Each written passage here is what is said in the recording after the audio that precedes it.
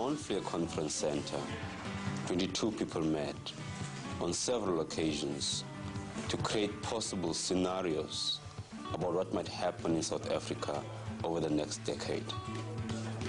Scenario planning means looking into the future, but not forecasting it. The team, which met to create these scenarios, represents a wide spectrum of political and ideological opinion.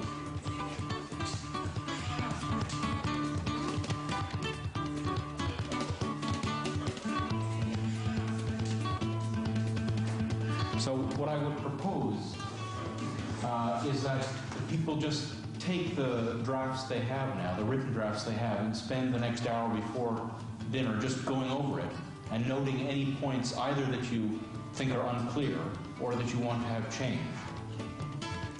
A critical member of the team was a facilitator, Adam Kehani, whose initial task was to enable people to set aside their particular political or business bias while considering the present crisis in South Africa. If you had to tell somebody in a few sentences what it was that we were trying to get across, what are those messages? What are the implications for strategy of different organizations? And I think it would be helpful to agree that, or at least have some rough agreement as a group, because the whole presentations need to be designed to get across certain points. Okay, what we will present here is one of the first scenario exercises not undertaken by either the establishment or by government. That is the reason we call it an alternative scenario exercise. Scenarios are a set of stories about alternative possible futures. These stories are alternative interpretations of the present and alternative expectations of the future. These stories promote a discussion of possibilities other than the most likely one, and they encourage what-if questions. Although scenarios deal with the future, they are essentially a way of structuring the overwhelming, confusing information we have of the present. Scenarios lead to better decisions if they improve our understanding of the world.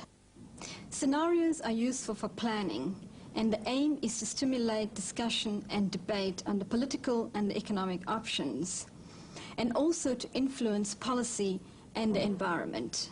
We started with about 30 stories, and there were a number of interesting names within those. There was one called Growth Through Repression, there was one called High Growth and Redistribution, there was something called Muddling Through, there was one called the Venezuela Option. Eventually we settled on 4 options.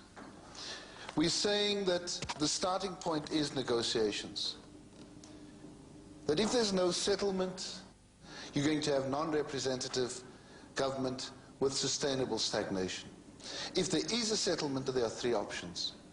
The first of those is an incapacitated government, the second is macroeconomic populism, and finally inclusive democracy and growth. Well, look, we're going to do this syndicate work in 2 parts. The first part is just to get the overall simple stories. 4 stories that are plausible and clear, and each has a logic. So, but we will come back to that.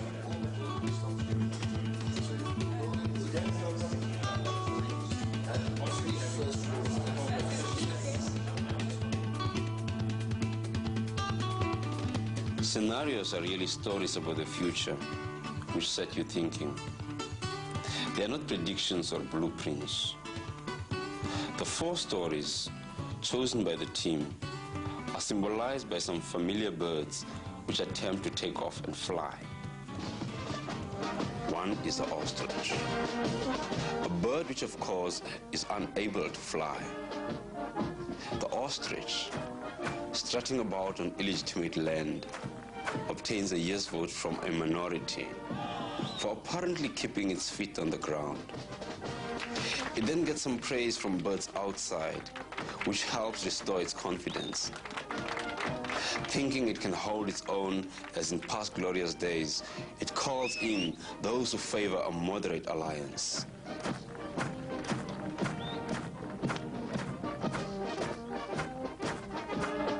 But the liberation liberation movements are standoffish and maintain their bottom line.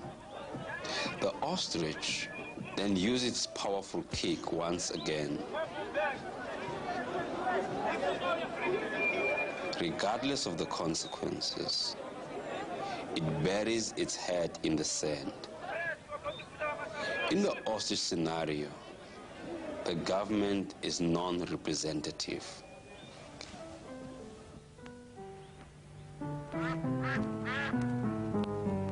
The duck at first looks as though it will take off and fly. It runs along the water confidently with the political settlement under its wing. However, it is required to pick up a party coalition and then a number of complicated sunset clauses. Alas, these, taken together, make its run up top-heavy and lopsided. It cannot take off. Its wing collapses. Everything collapses.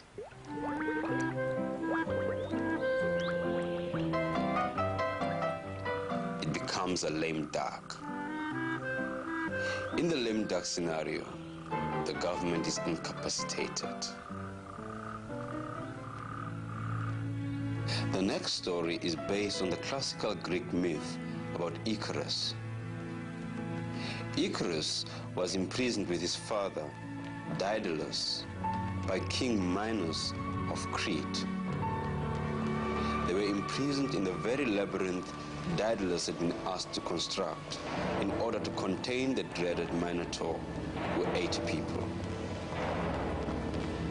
They escaped the labyrinth, but in order to flee the island, Daedalus, who was an ingenious craftsman and inventor, created feathered wings for them both, which he attached with wax to their shoulders.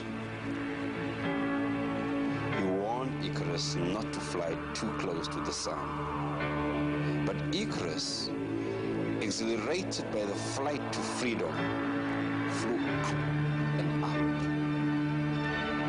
Drawn too close to the sun, the wax melted and he plummeted to his death.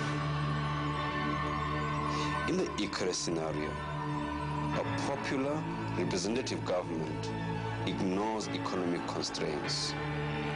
It flies too high, too fast, and falls disastrously. Icarus indulges in macroeconomic populism. Flamingos live in great numbers, often scattered into separate groups. For some, there's ample food, while others struggle. Some guard their privileged places from those who are marginalized. However, when conflict seems imminent, flamingos don't destroy each other. After some posturing, they slowly reach agreement to fly to better ground. They struggle to take off in low flight, yet they are capable of flying high and far. The flight of the flamingo scenario is one of inclusive democracy and growth. Each story represents a flight path South Africa might take.